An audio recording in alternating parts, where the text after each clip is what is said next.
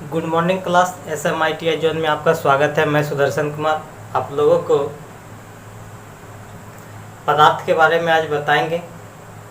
चलिए पहले जान लेते हैं कि पदार्थ क्या होता है, पदार्थ को कितने भागों में बांटा गया है, इसको हम देखते हैं। तो सर्वप्रथम जान लें कि पदार्थ किसको कहते हैं। दुनिया का कोई भी वस्तु जो आप खुली आंखों से देख रहे हैं उसी को हम लोग क्या कहते हैं, पदार्थ। जो कुछ भी आपको दिखाई दे रहा हो वो सारा पदार्थ है। या आप दूसरी भाषा में ये कह सकते हैं जो स्थान घिरे, जिसमें द्रव्यमान हो और जिसे हम अपने ज्ञान इंद्रियों द्वारा अनुभव कर सके, वही पदार्थ कहलाता है।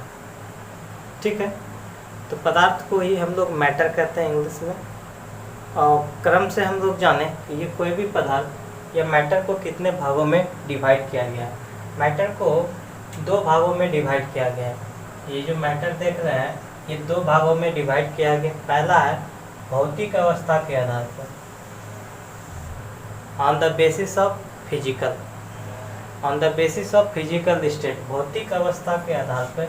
और दूसरा होता है रासायनिक संगठन के आधार पर, केमिकल संगठन के आधार पर बांटा गया है। ठीक है, ये दो भागों में, एक भौतिक एक रासायनिक अवस्था। अब भौतिक अवस्था के आधार पर भी तीन भागों में बांटा गया है। कौन कौन? एक ठोस, दूसरा द्रव और तीसरा गैस। भौतिक अवस्था के आधार पर तीन वर्गों में बांट दिए। कौन कौन? एक ठोस, द्रव और गैस। उसी प्रकार ये रासायनिक संगठन के आधार पर हो गया तत्व, यौगिक और मिश्रण। क्लियर? भौतिक अवस्था में तीन, ठोस, द्रव और गैस। उसके बाद तत्व, यौगिक एवं मिश्रण, रासायनिक संगठन के आधार पर। फिर ये देखिए, फिर जो ये तत्व होता है, तत्व दो भागों में बढ़ जाता है, एक धातु और अधातु। तत्व फिर दो भागों में आप देख रहे हैं, धातु और अधातु में बट गया।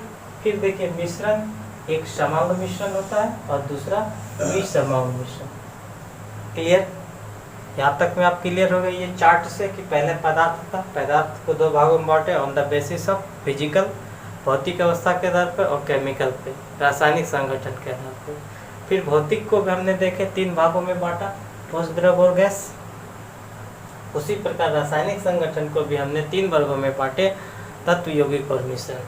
फिर तत्व दो वर्गों में, दो भागों में डिवाइड हो गया। कौन कौन सा? धातु और अधातु, मेटल और नॉन मेटल।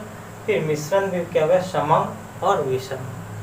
हम क्रम से आज हम देखेंगे ये भौतिक अवस्था के आधार पर है। ठीक है, भौतिक अवस्था के आधार में हम ठोस की चर्चा करेंगे। तो सर्वप्रथम हम ये जान लें कि भौतिक अवस्था क्या होता है। Physical change, as for example, यानी उसके बाहरी रूप में क्या होगा? परिवर्तन होगा, जो कि पुनः फिर क्या होगा? कुछ समय के बाद वो वापस हो जाएगा। कहने का मतलब, मान लीजिए बहुत कड़ाके की धूप है और इन्हीं में से आप में से किसी को क्या किए, हम कहीं पे जो है ना बहुत धूप में हम उसको कड़ाके की धूप में खड़ा कर दिए, तो आप क्या क्या परिवर्तन देखने को मिलेगा? हो सकता है क्लास में वो क्या था, उसका रंग बहुत क्या था? साफ था। अब वहाँ गया, धूप के कारण उसका चेहरे में क्या हो गया? मुरझापन आ गया, चेहरा थोड़ा झुलस गया। लेकिन वही लड़का फिर जब हम वापस उसको रूम बुला लेते हैं तो कुछ समय के बाद जैसा उसका शेप था उसी रूप में वो आ जाता है। तो ये वह फिजिकल, जिसको हम पुनः वापस कर सकते हैं, इसी को हम आज देखेंगे। ये भौतिक अवस्था के आधार पे, यानी कि जो पहले स्टेट में था, जिस अवस्था में पहले विद्यमान था, उसी अवस्था में पुनः हम उसको वापस ला सकते हैं।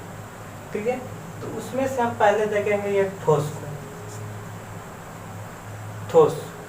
ठोस के प्रॉपर्टी को पहले जान लें कि ठोस के गुण में एक होता है आंतरिक स्थान,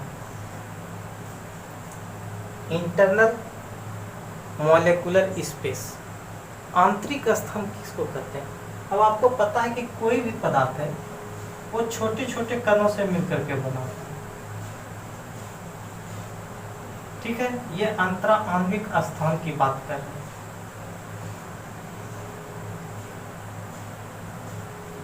अंतरा आणविक स्थान। अब देखिए ये ठोस में जो देख रहे हैं ना, ये दो ठोस के बीच में, ये यहाँ पे जो देख रहे हैं, ये दो ठोस के बीच में क्या होता है, अंतरा आणविक स्थान इसके बीच में बहुत कम होता है। किन्हीं भी दो कणों के पार्टिकल के बीच में ठोस का ये गुण है कि वो छोटे छोटे पार्टिकल से मिलकर के जब बना होता है, तो जब उसके बीच में आप गैप देखेंगे, उसके बीच में गैप आपको बहुत कम देखने को मिलेगा। ठीक है, अंतरा आणविक स्थान या स्पेस क्या होता है, ठोस में बहुत कम होता है, या आप उसको बोलेंगे नगण्य होता है। दूसरा चाहिए अंतरा आणविक आकर्षण बल।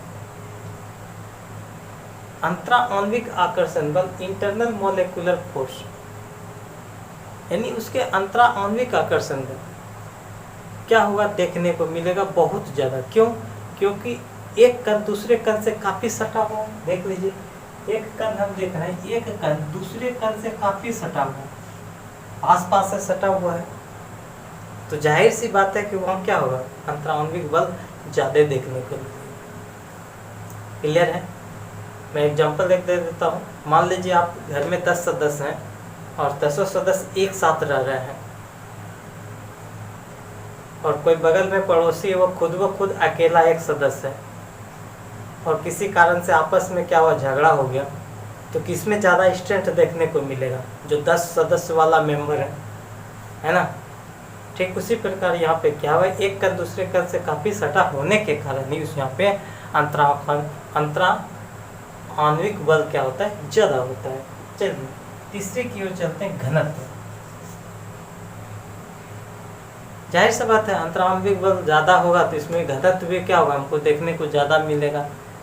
उसके बाद चलते हैं कणों की स्थिति। कणों की स्थिति मतलब कोई भी जो कण है, ये सब जितने भी आप पार्टिकल देख रहे हैं, ये छोटे छोटे कण, इस कणों की स्थिति क्या, स्थिर, चलायमान नहीं होता है, वो स्थिर है, मूव नहीं करता है, वो क्या है, स्थिर आपको देखने को मिलेगा।